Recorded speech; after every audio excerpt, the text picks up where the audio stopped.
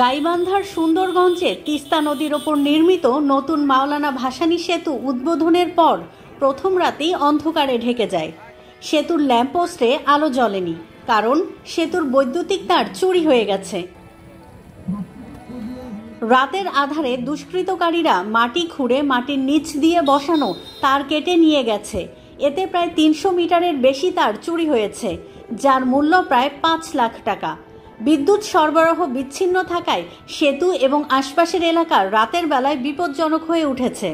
সেদিন রাতের বেলা যখন লাইট জ্বলে দেয়, তখন কর্তৃপক্ষ দেখতে পারে যে ব্রিজের ওই পাশের অর্ধেক লাইট জ্বলে, কিন্তু এই পাশের অর্ধেক লাইট জ্বলে না। প্রায় শোনা মতে ৪৬-৪৭টা লাইট জ্বলে না আর কি। পরে তারা কারণ উদ্ঘাটন করতে চেষ্টা করে, কিন্তু দু একদিন পর আমরা জানতে পারি যে ব্রিজের এই পাশের তার নিচের তার যে লাইন সংযোগের তার, সেটা চুরি হয়ে গেছে। আমরা যেটা জানি যে ব্রিজ উদ্বোধন হওয়ার আগের রাতে এখানে তিনি এই লাইট এগুলোর দায়িত্বে ছিলেন, তিনি এই লাইটগুলোকে জ্বালানোর চেষ্টা করতেছে। তো হুট করে কিছু লাইট জ্বলে, আবার কিছু লাইট জ্বলে না।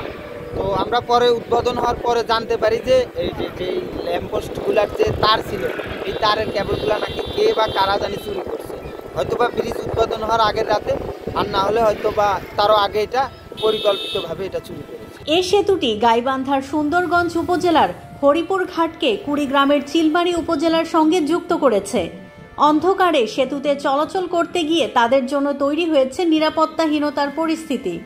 অন্ধকারে সেতুতে চলাচল করতে গিয়ে মানুষের জন্য তৈরি হয়েছে নিরাপত্তাহীনতার পরিস্থিতি। অনেকেই প্রথমে ভেবেছিলেন লোডশেডিংয়ের কারণে আলো জ্বলেনি, পরে জানা যায় তার চুরি হয়েছে। আসলে আমরা যেখানে দাঁড়িয়ে আছি, এখানে প্রায় ১ কিলোমিটার রাস্তা, ১ কিলোমিটার তারও বেশি হবে, একদম ফাঁকা রাস্তা। এখানে একদম নিরবিচ্ছিন্ন, যেহেতু লাইট নাই, ল্যাম্পপোস্ট একদমই অফ। এখানে যে কোনো সময় চুরি, ছিনতাই, রাজধানী হতেই পারে, এটা স্বাভাবিক। আমরা হাঁটতেছিলাম, তখন দেখা যায় যে পিছন থেকে একটা গাড়ি এসে আমাদের দুর্ঘটনা হয়ে গেল বা মেরে দিল। তখন আমরা করতে পারলাম না। এইভাবে আরও বিভিন্ন ধরনের বিপদগুলো আমাদের আসতে পারে। তার চুরি হয়ে গেছে। তো এখানে তার চুরি হওয়ার কারণ হচ্ছে আমাদের কিছু লোকের বরখেলাপ আছে, মানে দায়িত্বশীল লোকের কিছু কমতি আছে। জাস্ট আমাদের যেগুলো দায়িত্বশীল লোক ছিল, এগুলো মনে করেন যে কোনো দায়িত্বভার নিচ্ছে না এবং কি অতটাও করতেছে না, গুরুত্ব দিতেছে না। স্থানীয়দের অভিযোগ, সেতুর মতো বড় অবকাঠামোতে পর্যাপ্ত নিরাপত্তা ব্যবস্থা ছিল না। এই ঘটনার পর এলাকাবাসীর মধ্যে আতঙ্ক ও ক্ষোভ দেখা দিয়েছে। তারা বলছেন, শুধু চুরি নয়, নিরাপত্তার ঘাটতির কারণে ভবিষ্যতে অন্য অপরাধের ঝুঁকিও বাড়তে পারে। আপনার এখানে সবচেয়ে বড় রিস্ক হচ্ছে যে কোনো সময় বড় ধরনের দুর্ঘটনা ঘটতে পারে। এখানে বিদ্যুতের সংযোগ ছিল, একটা লাইনও ছিল, কয়েকদিন আগে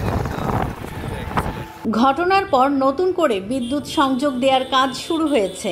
পাশাপাশি সেতুর নিরাপত্তা ব্যবস্থা জোরদারের দাবি তুলেছেন স্থানীয়রা, যাতে ভবিষ্যতে এমন ঘটনা না ঘটে।